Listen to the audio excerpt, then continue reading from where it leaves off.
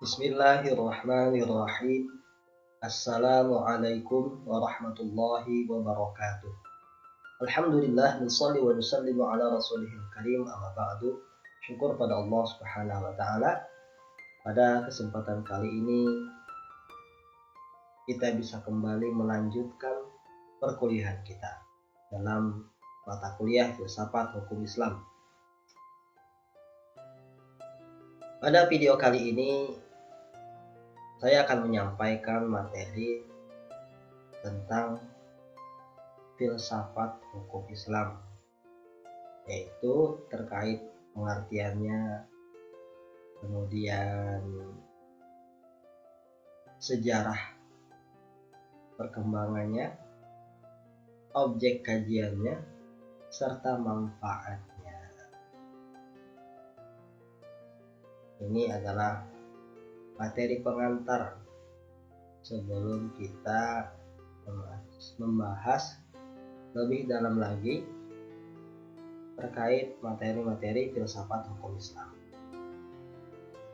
Baik, sebagaimana kita ketahui bahwasanya filsafat hukum Islam merupakan sebuah frase yang terdiri dari 3 kata: filsafat, hukum, Islam. Sebagaimana biasa ketika membahas sebuah pengertian atau definisi, maka masing-masing istilah dalam sebuah frase definisi akan dibahas satu persatu. Pada kali ini yaitu kita akan membahas tentang istilah filsafat hukum Islam. Apa sih definisi filsafat hukum Islam itu? Maka pada video kali ini dan dalam pembahasan ini saya tidak akan membahas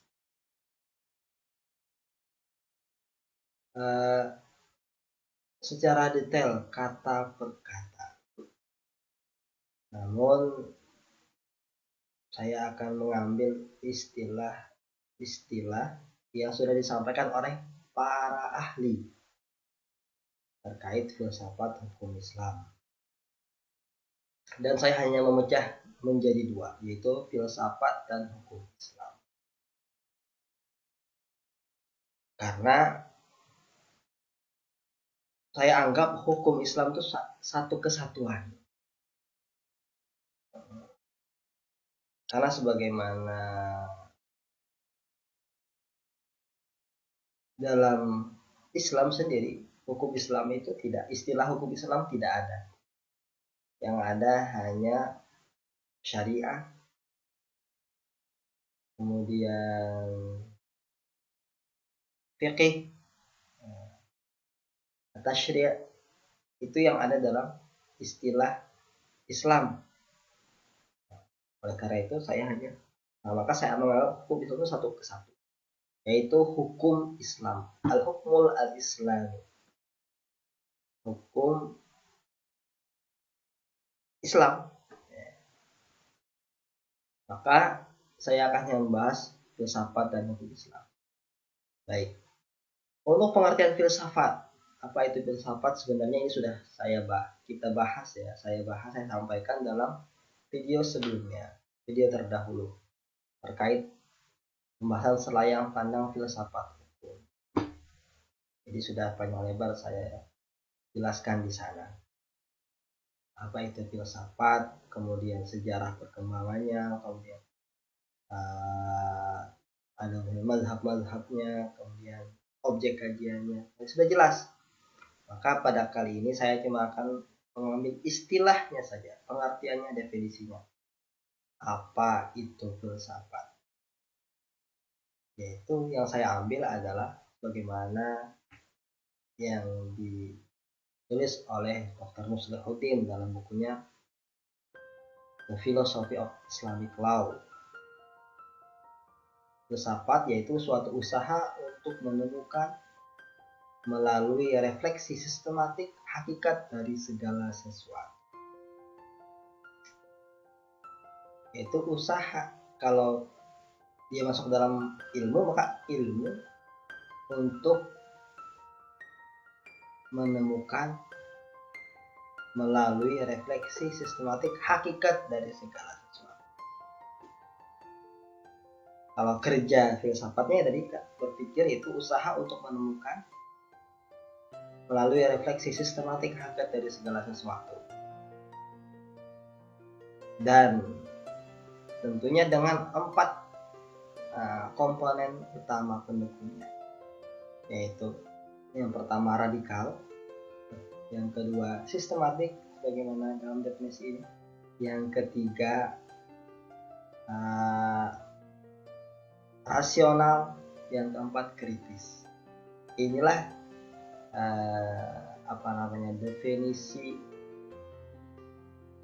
lengkap menurut saya, yaitu usaha untuk menemukan hakikat segala sesuatu dengan 4 komponennya: radikal, sistematis, rasional, dan kritis.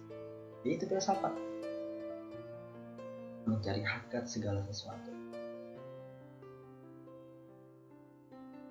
Ini pengertian filsafat. Kemudian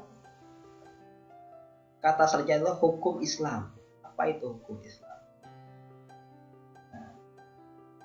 Simpelnya, hukum Islam itu dalam literatur klasik, yaitu perintah Allah yang diwahyukan kepada Nabi Muhammad SAW.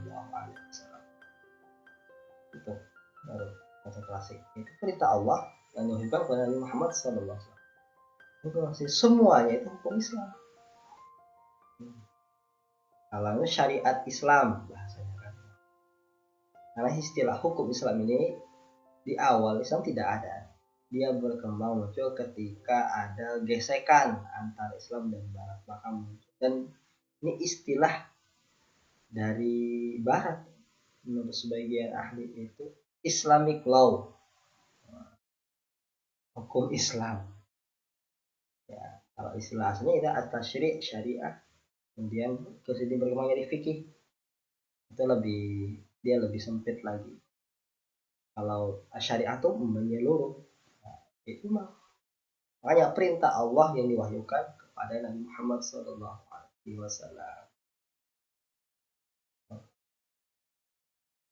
Sehingga menurut Dr. Muhammad Muslihuddin dalam bukunya Philosophy of Islamic Law, hukum Islam merupakan sistem ketuhanan yang mendahului negara Islam dan tidak didahului olehnya. Jadi hukum Islam itu sudah ada karena dari Allah asal. Dia tidak terikat oleh negara. Dia ada sejak adanya agama Islam yang berasal dari wahyunya Allah SWT pada Nabi Muhammad. Mengontrol masyarakat Islam dan tidak dikontrol olehnya. Ya, Islam itu hukum Islam syariat itu diturunkan untuk mengontrol masyarakat Muslim dan tidak dikontrol oleh. Nah, jadi membimbing kita bagaimana kita menjalani kehidupan kita di dunia ini sebagai Muslim sehingga selamat sampai ke tujuan dan tidak dikontrol. Jadi bukan kita yang mengontrol hukum. Tugas kita hanya melaksanakan, menjalankannya. Dipandu oleh Rasulullah dan para pewarisnya, itu para ulama. Karena hanya Allah semata yang merupakan penguasa bagi negara Islam. Ya tadi, yang berkuasa mutlak atas negara Islam ya Allah. Jadi kekuasaan tertinggi dalam Islam itu Allah, penguasa tertinggi, bukan negara, bukan khalifah, bukan presiden. Dialah yang memberikan kepada negara kekuatan tertinggi untuk mengontrol Demikian pula otoritas mutlak dan independen. Allah lah sebenarnya haknya yang memberikan kekuatan tertinggi. Jadi maka dikatakan dalam satu Rasul para khalifah, kita ini kan khalifatullah, wakil Allah. Khalifatul Rasulillah, wakil Rasulullah, Khulafaur Rasyidin. Jadi setiap penguasa itu dia punya hak memerintah atas pemberian Allah Subhanahu. Artinya dia bertanggung jawab pada Allah atas kedudukan yang dia miliki. Jadi tidak semau-maunya seorang penguasa, seorang raja, presiden dalam Islam, dia akan dimintai pertanggungjawaban oleh Allah dalam menjalankan haknya sebagai penguasa dalam negara Islam tersebut untuk menerapkan syariat atau hukum-hukum Islam. Tujuannya apa hukum Islam itu diterapkan? Ya tadi, karena inilah sistem ketuhanan dari Allah, tujuannya untuk kita, ya tujuan Allah itu kan untuk kemaslahatan, untuk menuntun umat manusia menuju jalan damai di dunia dan bahagia di akhirat. Nah, ini hukum Islam tujuannya. Jadi hukum Islam tujuannya bukan semata-mata mengatur saja, tapi untuk kebahagiaan kita, kesejahteraan kita di dunia, lebih-lebih lagi di akhirat kelak. Itu tujuannya. Jadi orientasinya tidak semata-mata duniawi, tapi orientasinya akhirat yang utamanya. Karena dalam keyakinan kita sebagai muslim bahwasanya kehidupan akhir itu kehidupannya kekal selama-lamanya. Tidak ada akhir, tidak ada batasnya. Sehingga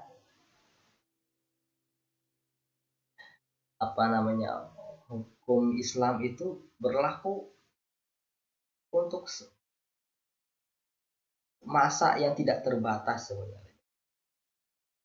Kalau dunia, inilah bedanya dengan hukum dunia.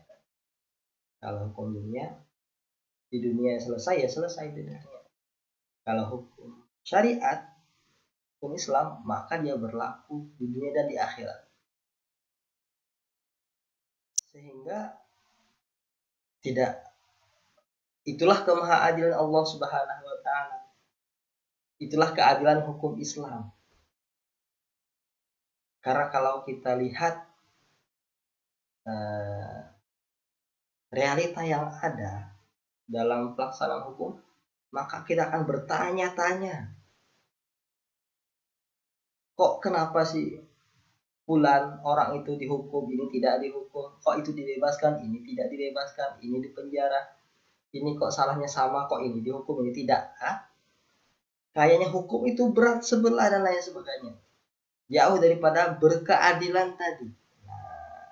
Tapi kalau hukum Islam mungkin dilihat tidak adil, misalnya lepas dia di dunia, tapi di akhirat dia tidak akan bisa lepas kemanapun dia pergi. Siapapun orangnya, dia akan mendapatkan balasan, besar kecil, kebaikan atau kesalahannya.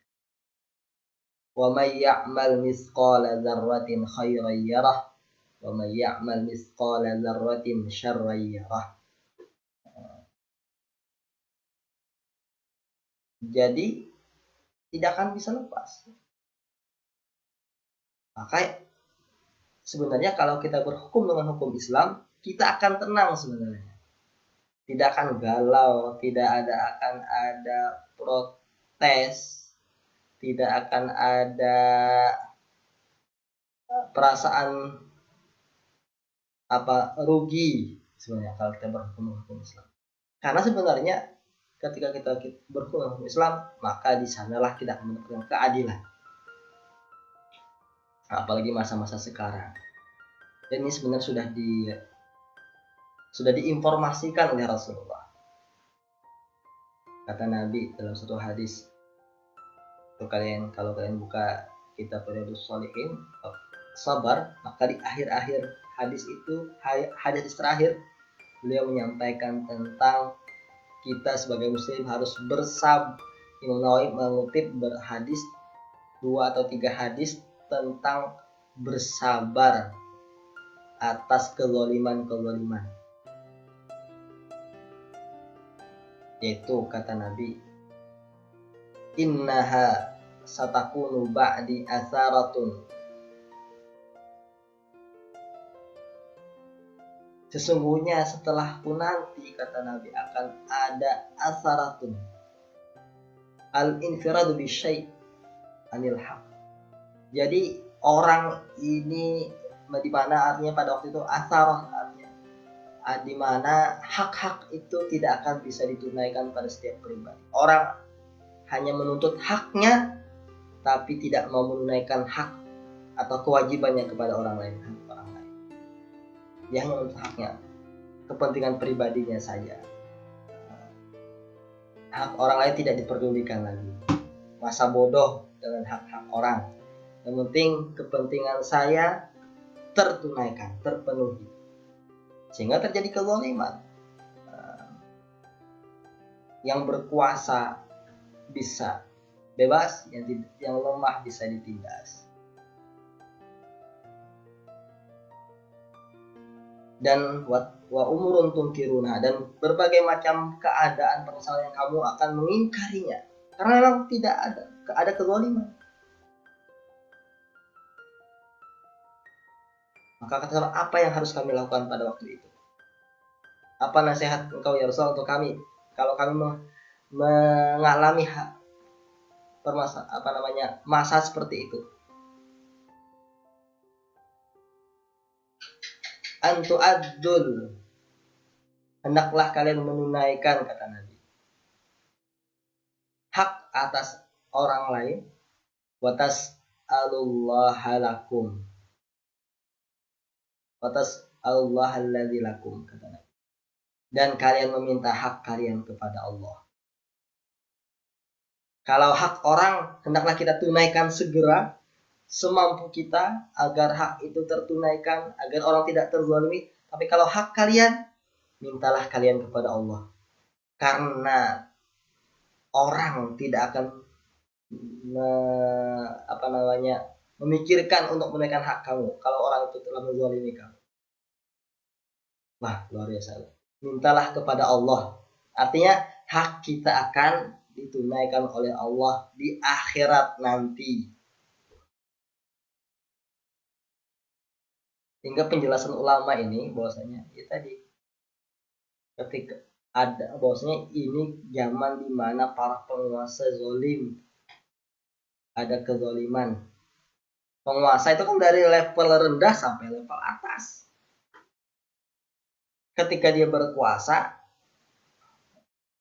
maka kalau dia tidak beriman, akan muncullah kezaliman. Maka orang yang dizalimi, apabila dia sudah tidak mampu mengambil haknya, maka mintalah kepada Allah. Tidak usah baper, tidak usah risau, tidak usah khawatir, karena Allah akan tunaikan haknya nanti. Di hadis saja Nabi juga mengatakan, kalau memang kalian tidak bisa, hak kalian tidak ditunaikan, maka tunggu nanti aku di Al-Haud, di Telaga Kautsar, kata Nabi. Maka kata ulama, pada konteks ini kita diwajibkan selalu taat dengan pemimpin kita untuk menghindari kerusakan yang lebih besar. Taat artinya tidak memberontak dan lain sebagainya. Tapi ketika dipindahkan kepada maksiat, maka tidak ada ketaatan. La ta'ata fi maksiatil khaliq. Tapi kita tetap mentaati dalam peraturan-peraturan yang sesuai dengan syariat Islam. Tidak membelot dan lain-lain. Itu penjelasan ulama mengenai hadis ini tadi. Jadi luar biasa kan hukum Islam itu. Dia tidak hanya maslahat dunia, tapi masalah yang lebih utamanya lah kemaslahatan di akhirat. Silahkan saja mereka yang berbuat zalim. Tapi ingat, kezalimannya akan terus tercatat hingga akhirat. Dan di sanalah dia akan menerima hukuman yang setimpal atas kezaliman. Ini hukum Islam. Jadi luar biasa. Nah, selanjutnya bagaimana kalau dua kata ini digabungkan? Filsafat hukum Islam. Apa pengertian komprehensifnya?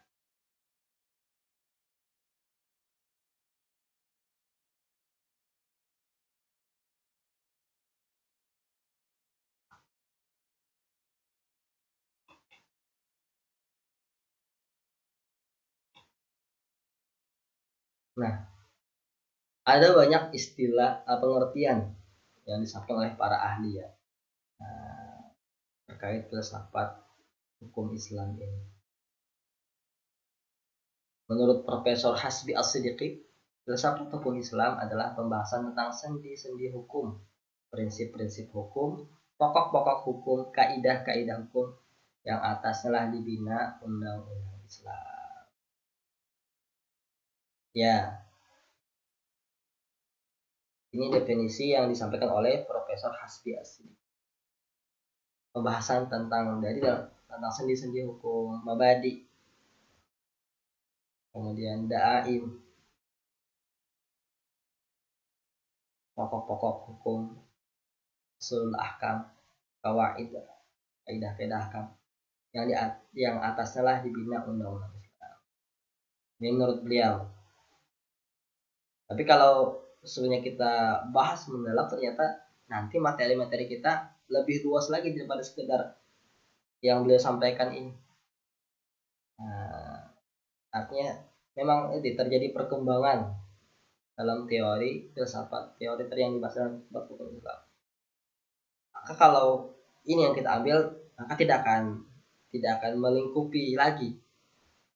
Nah, karena ini memang teori ya, sendi, prinsip, pokok hukum, kaidah-kaidah hukum ini dibahas dalam hukum Islam, tapi ternyata masih berkembang.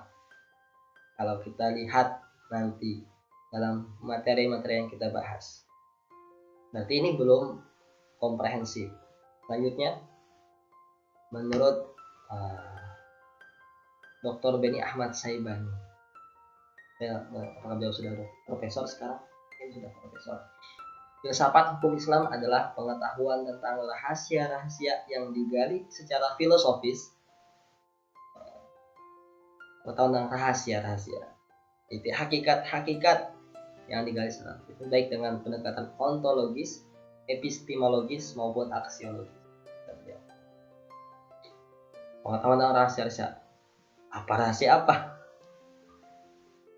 Artinya di sini beliau tidak mencantumkan istilah hukum. Beliau hanya mengatakan filsafat hukum Islam itu adalah pengetahuan tentang rahasia-rahasia yang digali secara filosofis baik dengan pendekatan ontologis, epistemologis maupun aksiologis. Jadi mungkin beliau kata filsafat hukumnya sudah mewakili. Tapi kadang kan kata intinya tidak masuk di sini. Hukum Islam ini tidak masuk dalam definisi ini. Maka kayaknya belum menyeluruh juga. Walaupun sudah mengatakan pembahasan hakikat secara filosofis. Mungkin itu yang maksud beliau adalah hakikat secara filosofis. Kalau kita menarik istilah filsafat hukum, maka definisi sederhananya kan filsafat hukum adalah ilmu yang mempelajari hukum secara filosofis. Ini sudah masuk. Coba kita cari yang lain lagi. Karena ada 4 di sini saya sampaikan. Kalau menurut Ahmad Azhar Bashir, Kiai Haji Ahmad Azhar Bashir, Filsafat hukum Islam adalah pemikiran ilmiah, ya, ilmiah kan, sistematik, dapat dipertanggungjawabkan dan radikal tentang hukum Islam. Pemikiran ilmiah, filsafat kan, berpikir secara sistematik, dapat dipertanggungjawabkan, dan radikal tentang hukum Islam. Kan ya tadi karena sumber hukum kita Al-Quran, Sunnah itu dipertanggungjawabkan real. Nah, ini beliau mungkin mempertegas bahwasanya hukum Islam itu ya sumbernya real, ada Al-Quran, hadis valid, radikal mendalam tentang hukum Islam.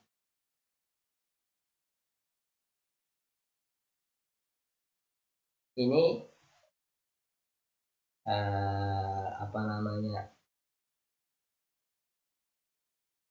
sudah hampir dengan tadi kan, ketika muncul istilah radikal maka aja ada istilah yang lain dalam filsafat. Kan ada 4 unsur utama filsafat: radikal, sistematis, rasional, kritis. Ini belum mencakup. Maka menurut saya ya tadi belum melingkupi secara keseluruhan. Maka yang terakhir ini yang saya ambil, yaitu oleh Profesor Amir Syarifuddin. Filsafat hukum Islam adalah pengetahuan tentang hakikat, rahasia, dan tujuan hukum Islam, baik yang menyangkut materi maupun proses penentuannya. Pengetahuan tentang hakikat, rahasia, hakikat, inti, rahasia, dan tujuan hukum Islam. Jadi dibahas tuh maqasid kan, kalau menurut Yasir Audah kan maqasid philosophy of Islamic law itu maqasid syariah, tujuan-tujuan hukum Islam. Bahas hakikat, rahasia, ini sudah filsafat, berpikir secara filsafat. Menyangkut materi, nah praktisnya, isi hukumnya, rahasia-rahasia hukumnya itu nanti kan kita bahas filsafat syariahnya. Nah, nanti setelah ini akan kita bahas kajian objek filsafat itu apa, maupun proses penentuannya. Nah, jadi ini akan dibahas sebagai istimbat, ahkamnya bagaimana. Nah, kan nanti kan metode istimbat berbagai macam cara, ijtihadnya berbagai macam cara. Nah, itu dibahas juga dalam filsafat hukum Islam. Jadi menurut saya sependek pemahaman saya cenderung kepada istilah yang disampaikan oleh Profesor Amir Syarifuddin terkait definisi filsafat hukum Islam. Pengetahuan tentang hakikat, hakikat inti kan, filsafat, rahasia, dan tujuan hukum Islam. Maqasid utamanya apa? Hakikat, ini masuk ke hakikat, baik yang menyangkut materinya, praktisnya tadi, bentuk hukum realnya, kemudian proses penentuannya, bagaimana proses ijtihad, istimbat itu dibahas secara mendalam juga. Inilah filsafat hukum Islam.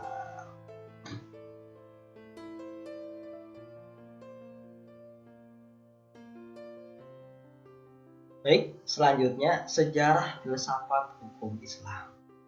Sejak kapan sih munculnya ilmu filsafat hukum Islam?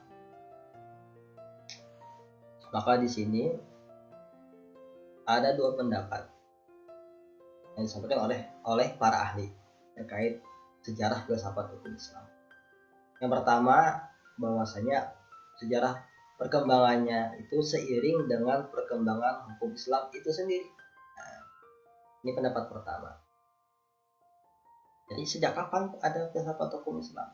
ya sejak hukum Islam itu ada, yaitu sejak zaman Rasulullah Shallallahu Alaihi Wasallam. Maka sejak itulah proses mulainya filsafat berkembang berkembangnya zaman. Iya kan, kalau kita membahas atau kalian sudah belajar kan pengantar ilmu fikih, nah, itu sudah disampaikan kan bahwasanya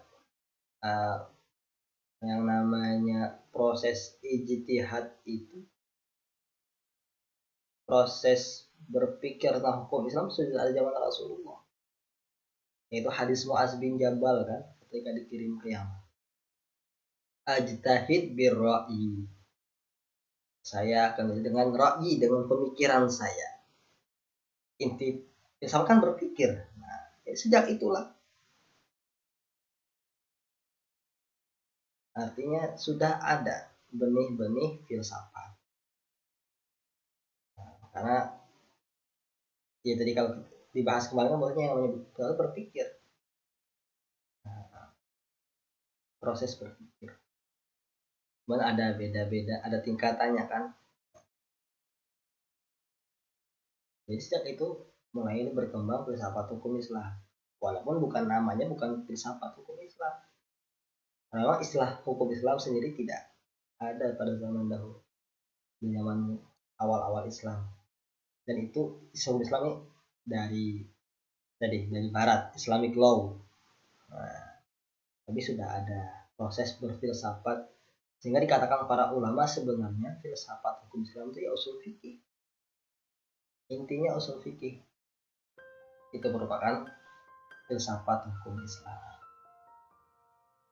Kebelakangan juga dikatakan maqasidus syariah menurut Yasir Audah kan, saling menyempurnakan. Kemudian ada juga yang mengatakan filsafat hukum Islam muncul ketika filsafat Islam berkembang. Ya, ini pendapat kedua. Artinya yang benar-benar terjadi proses filsafat itu ketika Islam sudah bersinggungan dengan teori-teori filsafat Yunani. Ini terjadi pada masa kekhalifahan Bani Abbasiyah. Itu pada masa Khalifah Al-Ma'mun, di mana dia membangun sebuah institusi besar, universitas besar dalam Islam namanya Baitul Hikmah.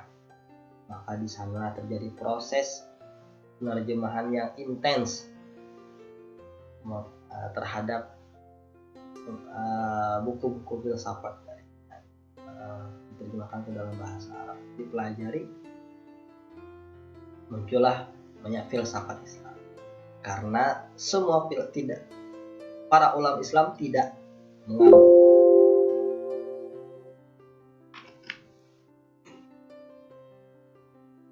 mengambil seluruhnya teori filsafat, tetapi difilter sesuai dengan syariat. Kemudian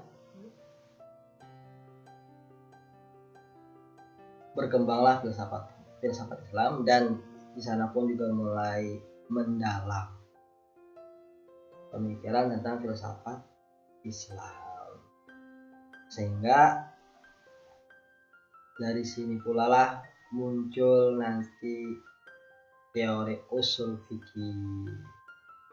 Karena dikatakan maksudnya teori usul fikih ini sedikit banyaknya bersinggungan dengan teori filsafat yang kentara, yaitu apa? Teori kiasnya. Teori kias, silogisme. Ini kan berasal dari teori mantik Aristoteles ya. Sehingga pendapat kedua itu bersandar kepada itu. Artinya berkembang lebih intens, lebih sistematis, menjadi suatu cabang ilmu yang mandiri ya sejak masa ini. Tapi kalau bibit-bibitnya sudah ada pada masa awal Islam muncul, berkembang. Sejak zaman Rasulullah, para sahabat. Jadi ini terkait sejarah perkembangan filsafat hukum Islam. Jadi tergantung dari mana sisi kita melihatnya. Kalau mulainya berkembangnya embrionya ya sudah ada sejak zaman Rasulullah. Kalau kapan mulai mapannya menjadi teoris filsafat Islam, ya tadi ketika mulai bersinggungan, ketika munculnya teori usul fikih tadi. Ketika usul fikih sudah menjadi wujud dalam suatu bidang keilmuan mandiri, yang sudah tersusun sistematis. Jadi ini dilihat dari dua sisi mengenai sejarah filsafat hukum Islam. Kemudian selanjutnya objek kajian filsafat hukum Islam itu apa aja? Ada dua ulama para ahli membaginya, yaitu falsafatul tasyri' dan falsafatul syariah. Jadi secara garis besar ada dua objek kajian filsafat hukum Islam itu. Falsafatul tasyri', kemudian falsafatul syariah. Apa aja itu falsafatul tasyri'? Apa itu falsafatul syariah? Falsafatul syariah kita bahas setelah ini ya.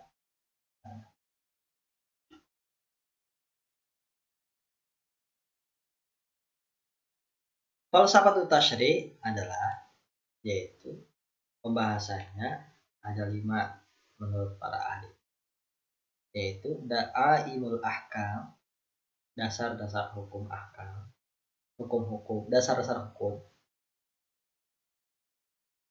Nanti bagaimana dibahas. Ini ada pembahasan tersendiri. Ini saya hanya menyampaikan garis besarnya aja ya. Dasar-dasar hukum. Misalnya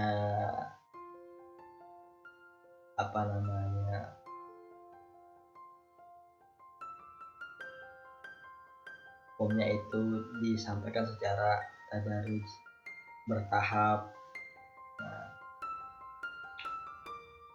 kalau mabadiul ahkam, prinsip-prinsip hukum Islam, hukum ketinggalan Islamnya. Nah, kalau itu sifat universal, kemudian daf'ul madhar, menolak mudarat, masadirul ahkam, sumber ahkam, sumber hukum apa itu sudah kita bahaskan kalau kalian sudah mengikuti mata kuliah usul fikih itu dibahas, dan ini pun masuk dalam bahasan filsafat hukum Islam dalam falsafatul tasyri' ya. Kemudian maqasidul ahkam, nah tujuan-tujuan hukum syariat, maqasid juga dibahas ya. Ini kan yang karena dengan mengetahui maqasid kita akan memiliki dasar yang luas untuk meneliti hukum-hukum yang bersifat yaitu kontekstual, karena kan hukum itu berkembang. Kemudian yang kelima, qawaidul ahkam, kaidah dan hukum. Qawaid ini kaidah hukum, kaidah fikih ya, bahas dalam filsafatul tasyri'. Selanjutnya falsafatul syariah. Nah, ini yang praktisnya. Kalau ini kan teori pengambilannya, proses istinbat, ijtihadnya. Kalau yang ini praktisnya, artinya dibahas tentang rahasia hakikat dalam setiap hukum Islam itu. asrarul ahkam, rahasia-rahasia hukum, khosais ahkam, kekhususan hukum, mahasinul ahkam, keutamaan hukum, tawiul ahkam, karakteristik hukum. Jadi setiap hukum itu digali hikmah rahasianya. Wudu, kenapa wudu itu membasuh muka, apa hikmahnya? Oh, ternyata menghilangkan dan sebagainya. Sholat tahajud, nah, malam apa khasiatnya apa? Oh, ternyata kan ada buku itu yang dikarang oleh siapa? Dr. Muhammad Saleh ya. Beliau ketika beliau terkena kanker kulit, maka yang sudah di stadium 4 divonis sekian bulan meninggal, saat itulah beliau mulai taubatan nasuha, pasrah sudah kembali kepada Allah dengan mengamalkan sholat tahajud. Qadarullah kan, izinnya Allah. Proses beliau dalam sholat tahajud ternyata mempengaruhi penyakit yang beliau derita. Lama kelamaan fisik beliau semakin kuat dan lama kelamaan penyakit kanker kulit yang beliau bisa hilang. Ini rahasia keutamaan dalam hukum Islam. Di sini dibahas falsafatul syariah. Sholat, kenapa subuh 2, zuhur 4, asar 4, maghrib 3, isya 4, puasa, rahasianya apa dibahas dalam falsafatul syariah. Ini dalam tataran praktisnya dibahas hikmahnya secara filosofis mendalam, digali. Nah, ini objek kajian dalam tataran praktisnya. Luar biasa kan hukum Islam itu kalau digali betul-betul, sehingga ini akan memberikan pencerahan luar biasa. Kenapa puasa, kenapa sholat duha, apa hikmahnya sholat duha, asar sore kenapa ada tahajud dan yang lain lagi, hukum-hukum yang lain, kenapa ada hukum potong tangan, kenapa diharamkannya riba, kenapa hikmah yang lain,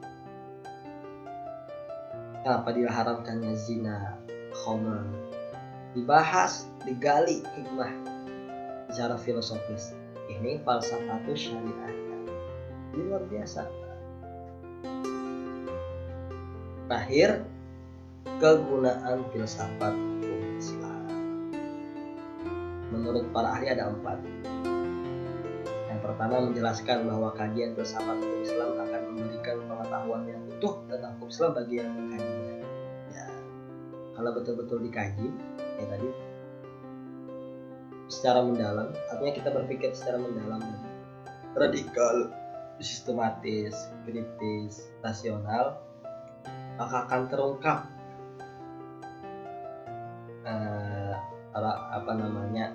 hukum Islam itu secara utuh. Dan memang, kajian ini tidak hanya ini sebenarnya. Islam itu utuh kan, syariat Islam itu ada 3 komponen. Syariat itu kan akidah, muamalah, akidah, ibadah, muamalah. Ini tidak bisa dipisahkan. Dalam filsafat hukum Islam sangat masuk dalam yang masuk usul fikih tadi itu. Usul fikih itu dia akan lari ke akidah, bisa lari ke, karena teori-teori usul fikih dipakai juga dalam memahami sumber hukum dalam akidah, dalam ibadah, dalam muamalah. Artinya kalau kita terus menggunakan akal kita secara benar, akan terungkap hukum secara utuh. Tadi suruh apalah kita berpikir kita. Filsafat hukum Islam diperlukan untuk pengajian secara lebih mendalam hukum Islam. Ya tadi kurang lebih sebenarnya. Kita harus memikir mendalam lagi. Karena permasalahan dalam kehidupan kita berkembang kan. Dulu tidak ada jual beli online, tidak ada transfer uang, tidak ada Bitcoin. Sekarang sudah ada berbagai macam tidak ada GoPay, tidak ada ojol dan lain sebagainya. Sekarang sudah ada. Nah, harus tetap dilakukan proses berpikir, memikirkan hukum ini. Maka perlu filsafat. Walaupun sebenarnya ketika orang mendalami usul fikih, dia itu sudah berfilsafat. Ketiga, untuk mewujudkan hukum yang berkeadilan yang senantiasa sesuai dengan kondisi zaman. Ya, kita berusaha kan. Ya tadi kan kalau tidak ada yang membahas hukumnya, di mana orang bisa menemukan haknya, karena nggak tahu hukumnya kan. Kalau tahu hukum baru bisa dilaksanakan. Adapun keadilannya itu semampu kita, dan serahkan semuanya kepada Allah. Karena keadilan manusia itu terbatas, tapi kalau keadilan Allah tidak terbatas. Inilah hukum Islam. Pengkajian filsafat hukum Islam memungkinkan pemahaman Islam menyeluruh. Ya tadi, kalau kita mengkaji akan terkait dengan ilmu-ilmu agama yang lain. Usul fikih itu dia melingkupi 3 dasar syariat ini, 3 syariat, jadi akidah, kemudian ibadah, muamalah. Usul fikih akan terus melingkupi ini. Filsafat hukum Islam akan melingkupi ini. Jadi itu kegunaan kita belajar filsafat hukum Islam. Tadi usul fikih dan dikembangkan dalam filsafat hukum Islam. Nah, karena kalau kita bahas nanti, maka apa yang kita bahas itu tidak jauh dari pembahasan usul fikih. Bisa hampir sama. Baik, mungkin cukup sampai di sini dulu penyampaian saya terkait pengantar filsafat hukum Islam.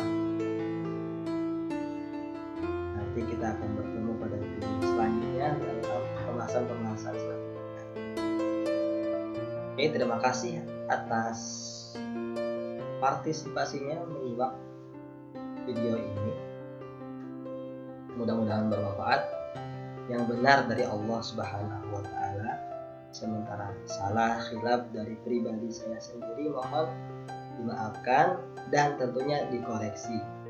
Silahkan komen di kolom komentar kalau ada kesalahan dalam penyampaian saya.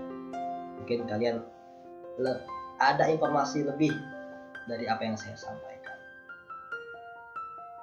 Dan jangan lupa like, comment, share, and subscribe agar channel ini bisa berkembang dan bisa mungkin memberikan manfaat lebih bagi yang lain. Wa akhirul kalam, assalamualaikum warahmatullahi wabarakatuh.